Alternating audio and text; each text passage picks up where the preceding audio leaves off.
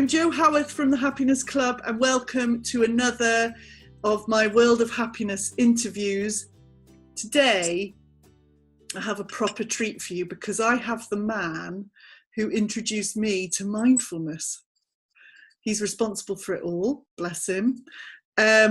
He's unbelievably amazing, and I can't wait to include him in this group of interviews. Vishvapani, thank you so much for agreeing to do this. Pleasure, Jo. So the first question, obviously, what do you do?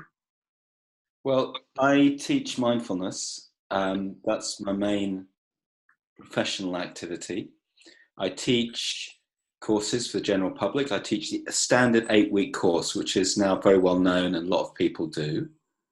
I also go into organisations, and I particularly go into prisons and work in that sort of environment, which is different and challenging, and we could spend 15 minutes talking about that. But for one thing, it means that if I find myself in front of a group of guys who are in prison, I have had to think quite hard about how I can get things across to people. Yeah. In ways that really speak to them. That must be, because part of what I've done with what you taught me is start going into schools and teaching kids, and I like working with the small, like 4-year-olds, 5-year-olds best. There's just two words, but and it's the most rewarding part of what I do, but it's so challenging. It's like, really, when I spend a day in a school, I'm absolutely exhausted when I come out because I'm not a teacher and I've got 35 kids in a room. So that must be hugely challenging to go into a prison. And how many people do you have in a room there? Do you work one-on-one? 15, but often smaller groups. Smaller groups are easier. Yeah. Just because people are complicated and dynamics are complicated, and the whole situation is complicated, and people are often very difficult states of mind and very difficult situations and a lot of suffering. But yeah. But you must be, is it, I mean, I'm assuming, because you keep doing it, it's a similar thing to my school thing, is that it must be incredibly rewarding if you get through to someone. Yes, it is rewarding. Yeah. I should also say that my background is as a Buddhist, and it's possible that anyone who listens to Radio 4 would have heard me if they listened to Thought for the Day in the morning. So I've been doing that for quite a long time. I'm going to start listening to Radio 4 now, I think. Yeah, there you go. Do you do it every week? No. It's something like 10 times a year. Brilliant. Awesome. Make sure you tell me next time you're on, because I'm going to listen. Okay, so why do you do what you do? Why? Because did you start with the Buddhism thing? I'm not sure if you're allowed to say Buddhism thing. Did you start with the Buddhism thing and sort of segue into mindfulness? I mean, I know it's part and parcel, but... Absolutely. I've been a Buddhist for a lot longer than I've been a mindfulness teacher. And in fact, a lot of people who are teaching mindfulness are people like me who've been doing this stuff in our own setting and for our own benefit and the benefit of other people who are interested in Buddhism. And then over the last decade or something, there's been growing interest in society at large in how this can help ordinary people without any reference to Buddhism. And I do it because for one thing, I think those kind of the basic principles and approaches that are there in a tradition like Buddhism can be very, very helpful. And they're more helpful or more accessible to people if you strip away the labels. And I see that. I've seen that over the years. I've seen people change, gain insight into themselves. And I think maybe the heart of it is that we all have minds. We all have minds, and we don't really understand them. And we don't know how to cultivate or develop our minds, how to work with our minds in ways that are helpful. And the result is that we're at the mercy of all sorts of forces in our experience, which often can lead us into very difficult states. Definitely. And I think you said before about working with, or bringing the concepts of Buddhism to ordinary people through mindfulness. I think for me, one of the reasons I was so fascinated by it when we first met was because I couldn't work out for the life of me how something so simple was having such an enormous impact. Because like you say, people were talking about it and there was a growing interest in it. And I couldn't work it out for the life of me. It baffled me totally how something that sounded so simple was going to have any effect whatsoever. And then it just completely blew me away, blew the top of my head off, the impact on me personally, working with you. Yeah. It transformed, like you say, the way I thought about everything and the way I saw everything. I felt like someone had found a second pair of eyelids and sort of gone, there you go, that's the world, actually, that's what it looks like. It was amazing for me, personally. So that must be awesome to see, because if you do that day in, day out, see that impact on people. I do, and not everyone responds in the same way, and mindfulness isn't a panacea. But what I do think is, what I just said before, we all have a mind. Yeah. And there are actually quite simple things that we can do to shift our mental patterns, shift our ways of thinking and perceiving. It's not, in a way, rocket science any more than, we've all got bodies, and we can keep our bodies fit and healthy by looking after our nutrition and taking exercise. And that's not complicated, really. But there's a huge difference in terms of whether you do it or don't do it. It's a difference between fitness and ill health. So, that is, I think what we're engaging with mindfulness is quite fundamental, because our minds are fundamental. And you can do that. You can cultivate your mind in lots of different ways. You can do it, some people will make a kind of practice of listening to music or enjoying nature. And if there's an element of self-reflection that goes along with that, then those become, in a way, transformative practices for cultivating a better state of mind. And people have always done that. They've always known about it. And mindfulness is a particular way that seems to be very accessible. And but there's this broader attitude.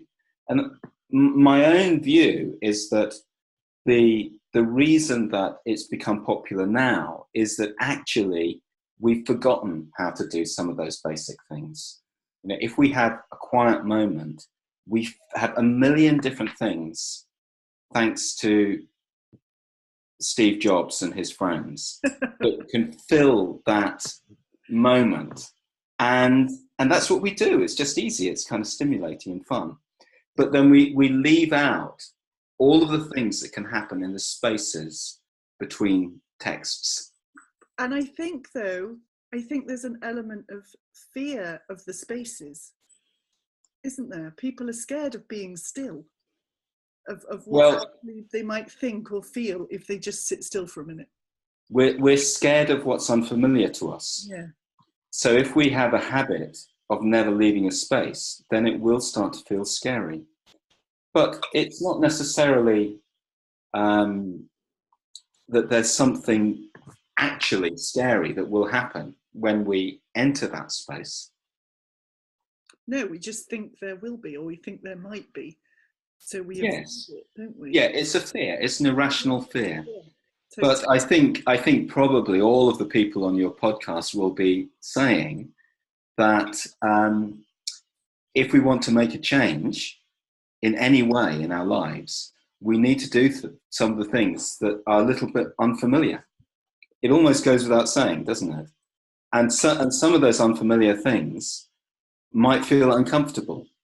So therefore, if you want to cultivate things like happiness, you need to be willing to do things that are a little bit uncomfortable, at least to begin with.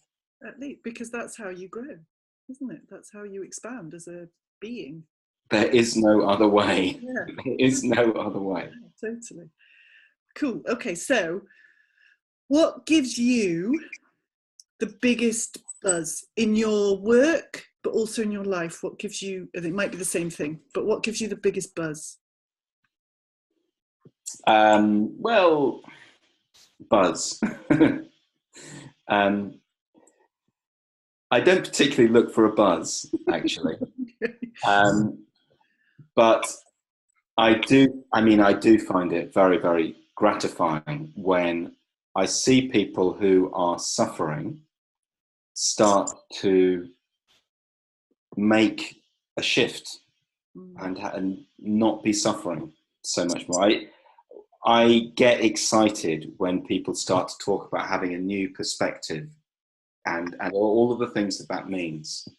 And, you know, I think that we've all got a lot more potential than we've realized in our lives.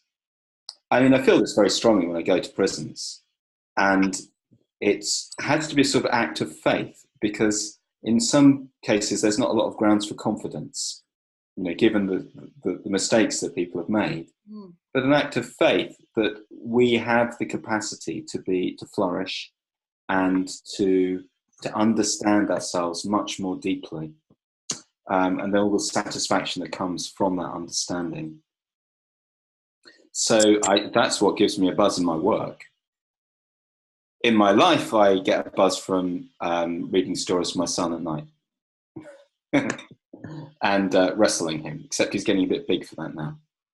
How old is he now? No, actually, he's not too big. He's 8. Yeah. No, we do a lot of wrestling. But yeah, lots of other things.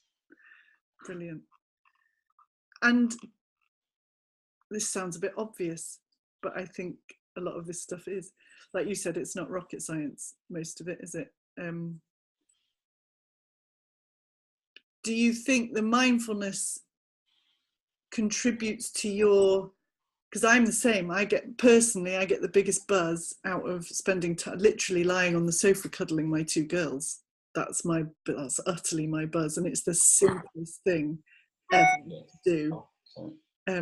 But that would be my personal answer to that question, you know, and it's utterly different to the answer for my work. But I put a lot of that, I credit mindfulness, having learnt mindfulness from you, with understanding that the importance of that simplicity. That makes sense, what I just said.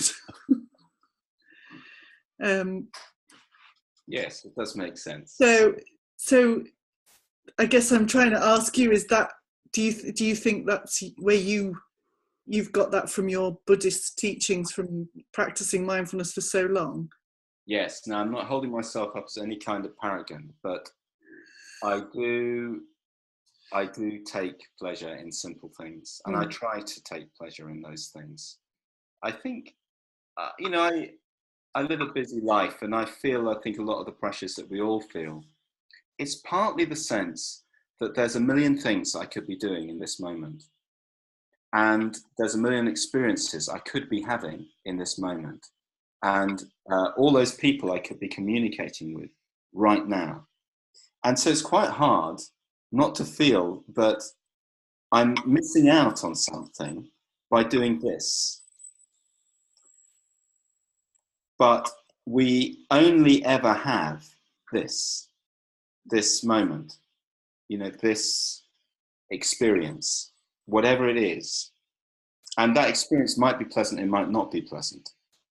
But the idea of missing out goes along with other ideas, like comparing ourselves with other people, and thinking, which is another version of it, because we think they've got more than me, therefore I'm missing out. That sense of lack, I think, goes quite deep in our culture, and you know, we need to recognize it and not be driven by it. It will not lead us to happiness. No, and I think that's when you were talking before about how you choose, it's a choice, isn't it? How you choose to spend that moment. And when you understand that that's a choice that you've made, and you're doing something as simple as reading a bedtime story or cuddling your child, yes, I'm going to use the word buzz again, sorry, but the buzz that I get from knowing that that's the choice I've made. I've made the choice to do this, and it's gorgeous. And that is huge for me. I think that's one of the biggest benefits that mindfulness has given me personally, is the understanding that this is how I'm choosing to spend my time. yes, that's a really interesting way of putting it. It's lovely to hear, Joe.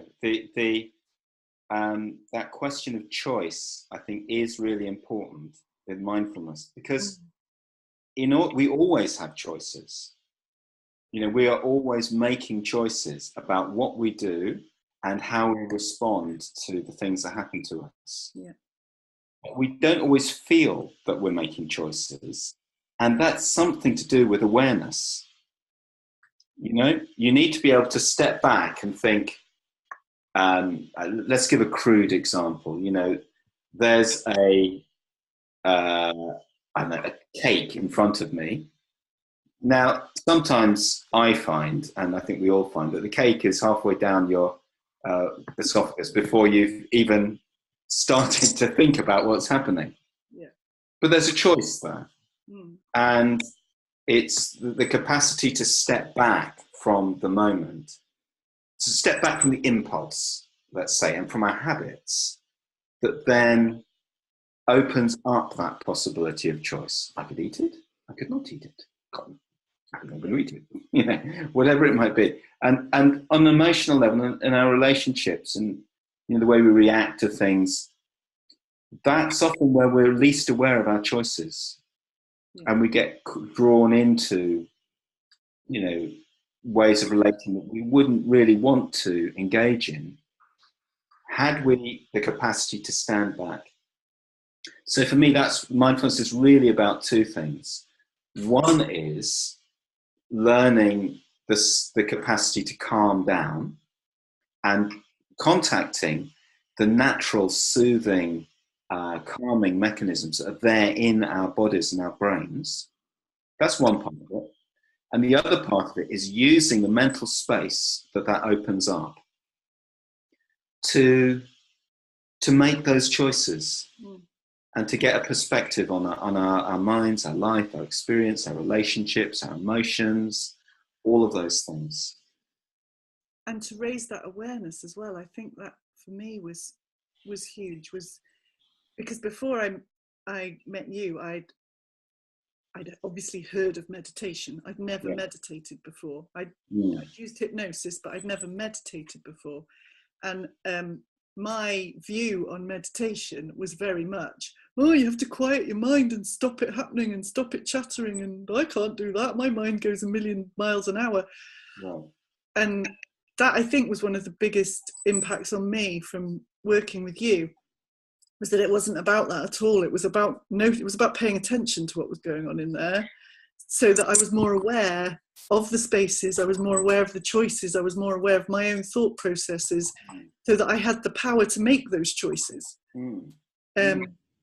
That's what it was for me, which was completely different to what I thought it was going to be, which is probably why it blew my head off. But yes. Yeah. Okay. Still there, Joe, so. Yes, it's still here, thank God. Okay, so if you could, and I know this is probably impossible, but I'm going to ask you anyway, if you could give us one top tip for a happy life, what would your number one top tip be?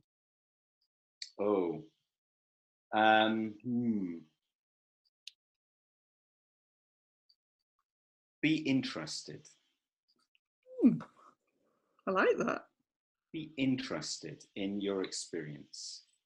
Be interested in the world around you. Be interested in other people. Cool. Interest means paying attention, but it also means engaging emotionally. And we can choose to take an interest. We can't wait. We needn't wait for interest to come along, because it'll probably follow the thing that's shiniest and brightest and loudest. So we need to direct our interest. So be interested. Cool. I like that. That's an interesting perspective. I like that. That's cool. Wasn't expecting that. Thank you. Okay, so if people want to find out more about what you do and how you do it, where do they find you? Well, I've got a webpage, Mindfulness in Action. Okay. That's probably the best way to look. I also have a blog, which is called Wise Attention, and I put my talks and things like that on my blog. Fab. And obviously Radio 4, because you're famous. Radio 4, yeah. Yes. Among today programme listeners. Brilliant. Some people love Thought for the Day, but a lot of people hate it. I don't know if they hate me, but how could they possibly hate you? Usually, people complain about bishops waffling on about things that bishops waffle on about.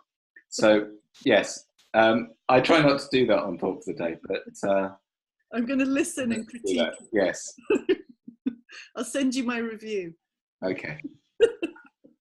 Brilliant. Thank you so much for joining me today. Thank you for giving up your time to give us the benefit of your wisdom. And we'll see you again in the next interview on the World of Happiness. Thank you very much. Bye.